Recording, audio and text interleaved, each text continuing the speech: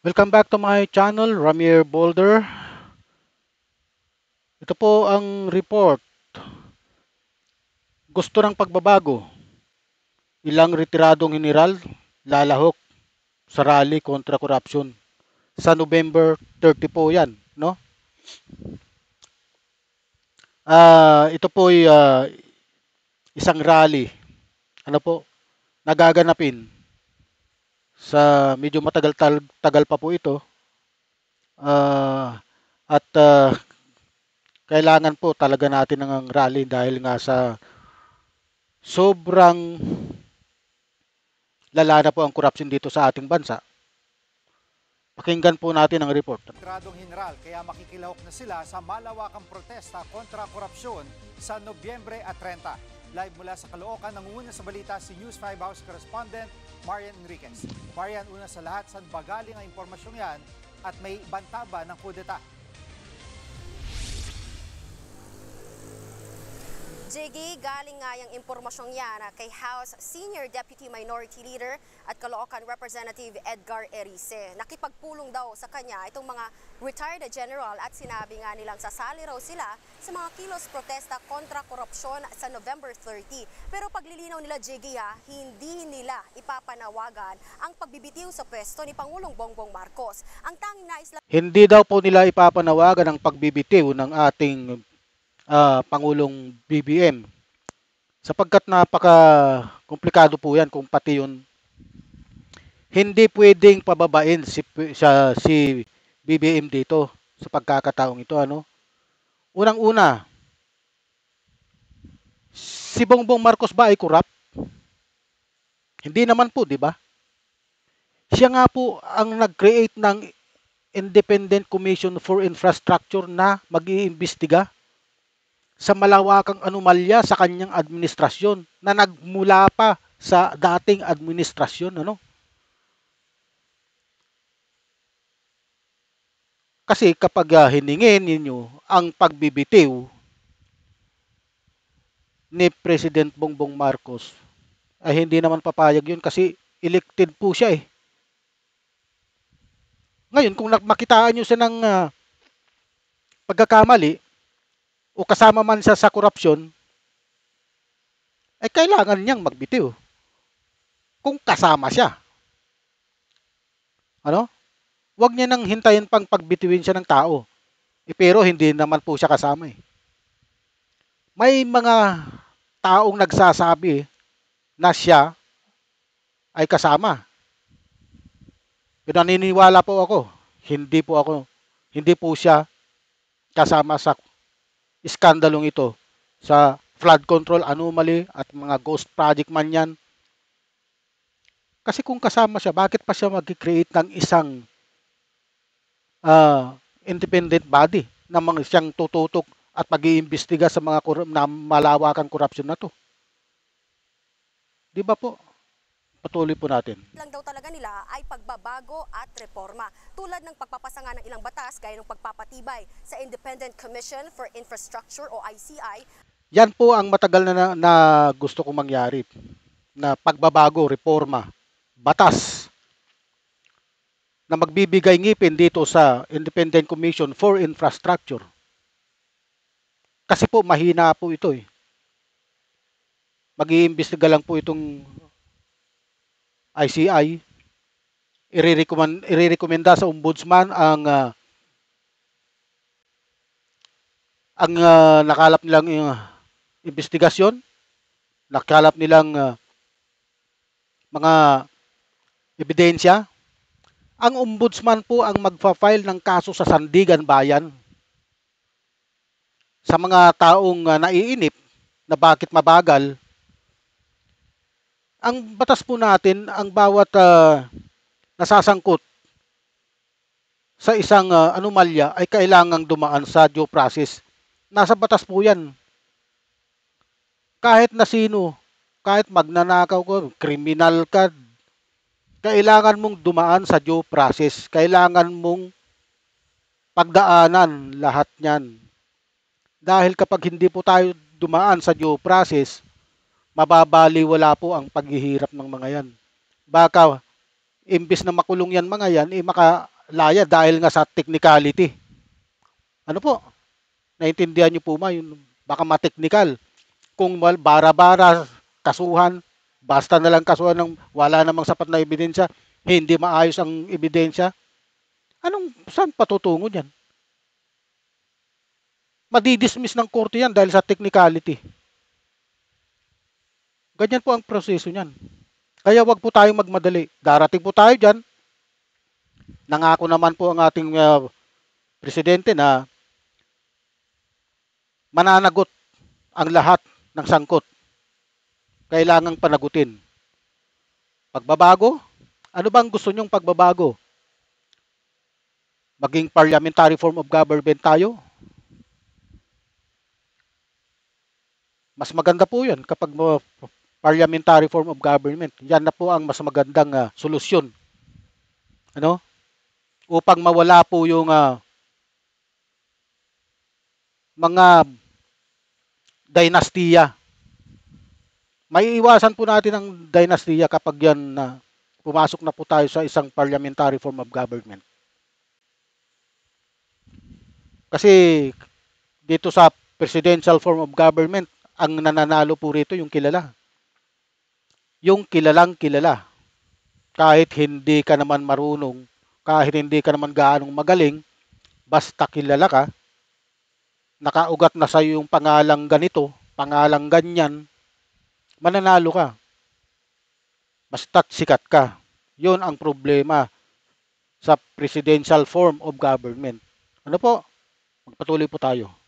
At pagbubuwag nga po sa mga political dynasty. Nais Yan po. nilang higpitan ng mga polisiya sa eleksyon, partikular na sa mga political parties at paggastos ng mga partido at kandidato. Kwento pa nga ni Erice ay nakausap daw nitong mga retired general na ito si Pangulong Marcos bago pa ang September 21 rally. Ipinost din ni Erice sa social media niya yung larawan ng meeting nila ng Ito po yung mga larawan ng mga retired general na susuporta sa nalalapit na malakihang rally sa November 30. Ito po ay Bonifacio Day. Ano po? Bago pa sila sumama nung September 21, nakausap na po nila si Bongbong Marcos tungkol dito. At muli silang sasama sa November 30. Ganun po talaga eh. Hindi naman sila pinagbabawalan ng Pangulo eh. Kasi democracy po tayo eh. Karapatan ng taong bayan mag-rally under the democratic government. Ganyan po ang democracy. May kalayaan ang bawat mamamayan. May kalayaan sa pamamahayag, may kalayaan sa pananalita. Ano? Kaya po, itong rally ito ay mahalaga. Ano po? Patuloy po tayo. ng mga retiradong general. Narito ang pahayag ni Congressman Erice. General Senga, di ba, dating Chief of Staff. General Sarmiento, PNP, yung dating DICT. Eliseo Rio. Eliseo Rio. Colonel Santiago ba yun? Kasi naiinip nga sila dun sa resulta ng investigation. Kawawa ang bayan kung ang ipapanawagan ay BBM resign. Kasi ang mangyayari niya, magkakagulo lang lalo. Tama po, magkakagulo lang po tayo. Kasi hindi naman po papayag yung taong bumuto kay BBM. Ano? Na pag re-resignin niyo siya. Ba, anong dahilan? Dahil may anomaly sa kanyang administrasyon? Ganun?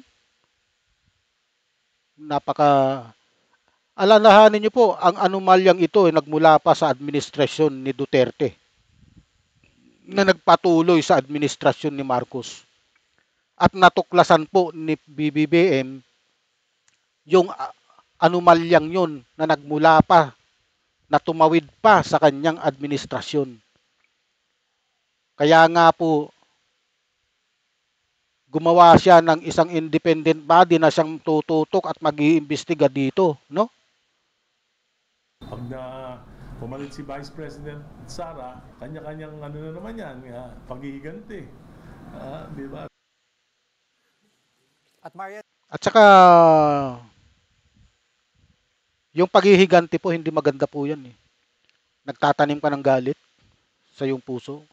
Ipapamana mo sa mga Pilipino ang galit at puot. Bagsak po ang Pilipinas nun pag ganun. Kanya-kanyang gantihan na lang yan. Kapag natapos din ang halimbawa, ito, pumalit si Duterte, kapag natapos yung term niya, may maghihiganti naman sa mga Duterte. Yung pinaghigantihan, ganun na. Gantihan na lang. Walang katapusang gantihan yan. Kaya dapat ito mabago. Ito pa lang. Ano? Kailangan po nating baguhin ang ating sistema. Sistema na magtataguyod sa ating lahat sa pagbabago. Ano? Sistema na ikakaangat ng bawat Pilipino. Kaya mayaman ka, mahirap ka, aangat ka. Eh yung mga mayayaman kasi, hindi na nila kailangan ng masyadong pera eh. Kasi mayaman na nga sila. Pero yung mga mahihirap na beyond poverty line, yan po dapat ang matutukan ng gusto. Ano? Upang kahit papaano umayos naman yung buhay. Lalo lang nang lumugmok yung mga buhay ng mga mahihirap dito dahil sa korupsyon eh. Baha. Ano po? Patuloy po tayo. Tila may impluwensya pa rin ang mga retiradong general sa hanay ng mga sundalo. May reaksyon bang AFP tungkol dito?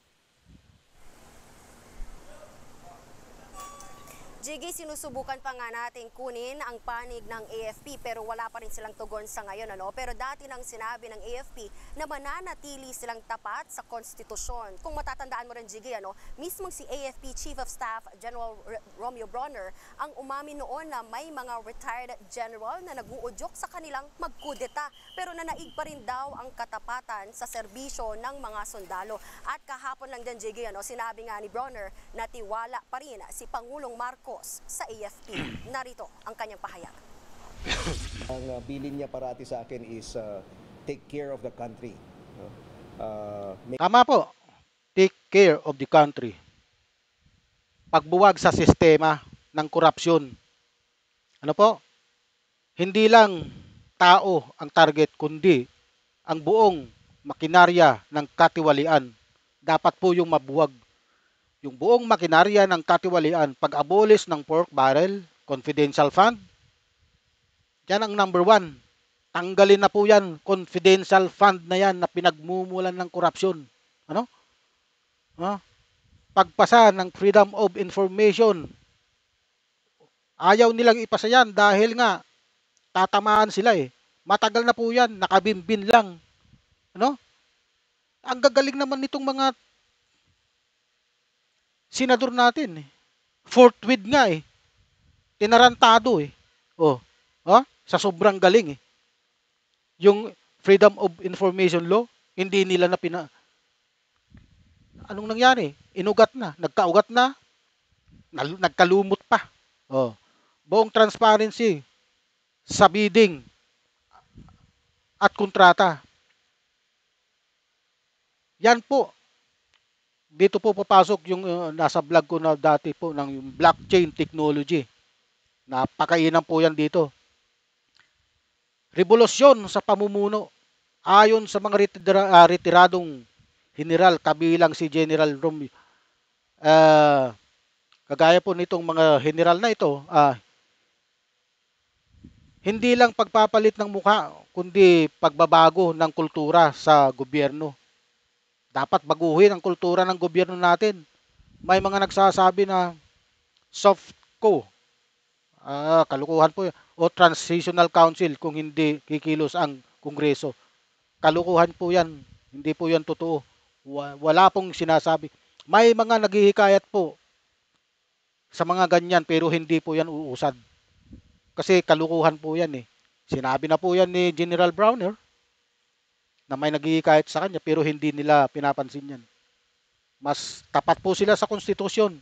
Kung mayroon mang pagbabago, dapat yung pag-abulis, gumawa ng referendum, i-abulis ang Senate at saka itong Kongreso para pumunta tayo sa parliamentary form of government. Sinisiguro ko po sa inyo na dadami po ang mga investor dito kapag yan po ang naging form of government natin. Pagbabalik ng tiwala sa tao, sa institusyon, ano? Hinihiling ng malayang investigasyon ng Ombudsman at DOJ, hindi kontrolado ng Malacanang, at pagpapalaya sa mga political prisoner na kumakalaban sa korupsyon. Sino naman po yun kaya? Ano?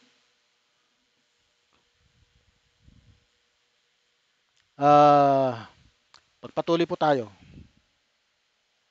Make sure that the country is safe. Malaki po ang tiwala ng ating Pangulo, ng ating Secretary of National Defense na kayang-kaya po natin panatiliin ang kapayapaan, ang peace and Tama. order.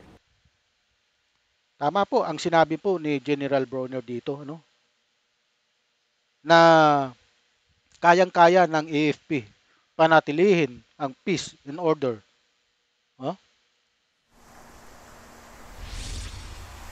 Samantala, Jiggy, nanawagan naman ang ilang mga kongresista sa publiko na lumahok sa November 30 rally at huwag tumigil sa pagkalampag sa gobyerno hanggang sa may mapanagot sa korupsyon. Pakinggan na. Kailangan po talagang may managot dito sa korupsyon na to dahil napakalaki po ang involved na pera dito.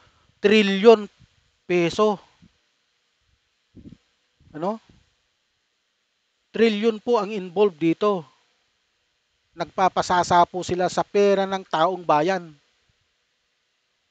Biro mo, isang proyekto na sinabing tapos na, nabayaran na lahat-lahat. Pero hindi naman pala, wala naman proyektong ganun. Ang daming nakitang ganyang proyekto na multo, ghost project. Oh, sige nga po.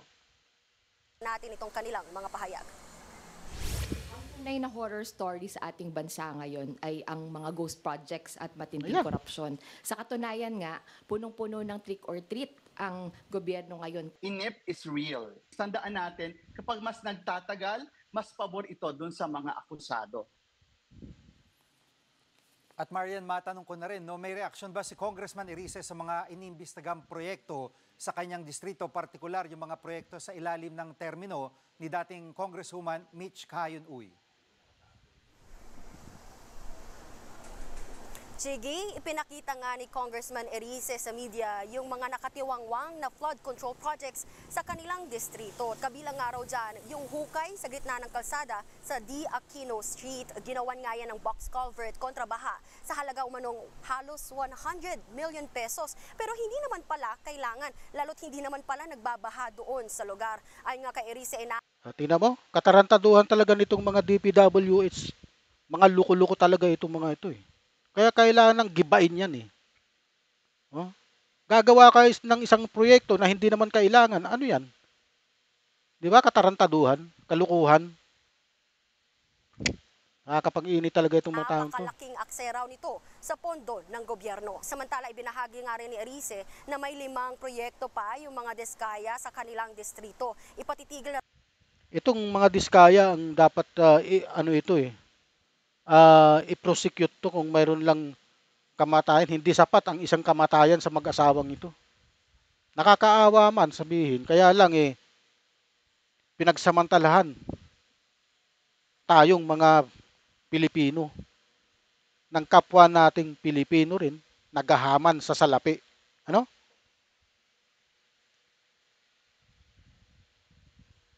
Hinihiling ng pagbabago. Hinihiling natin lahat. Hinihiling tayo ng pagbabago. Hindi lang palitan ng tao. Buong sistema ng korupsyon ang dapat gibain. Buong sistema ng korupsyon ang dapat gibain. Pagbabago ang sigaw. Hindi lang labas ang mga korap, kundi bagong Pilipinas na walang puwang. Bagong Pilipinas na walang puwang sa pagnanakaw. Yan po dapat. Ano po? Ano po ang inyong opinion? Hindi na po tayo tatagal. Ano po, kung mayroon po kayong opinion, pwede nyo pong i-comment. Salamat po sa pagtunghay sa aking vlog. Don't miss our next video. Mabuhay po kayo.